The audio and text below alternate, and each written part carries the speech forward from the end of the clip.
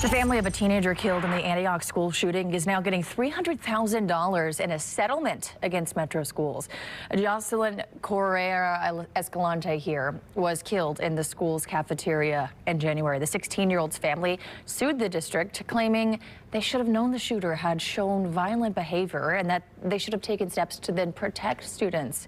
Metro Schools board chair here made a statement saying, quote, "We once again extend our deepest condolences to Josselin's family, friends, and all who continue to mourn her loss here." Now, Metro Schools have worked to make schools safer with weapons detection systems since the shooting. These Evolve weapons detection systems have been added to all of the district's high schools. They should look familiar to you at this point.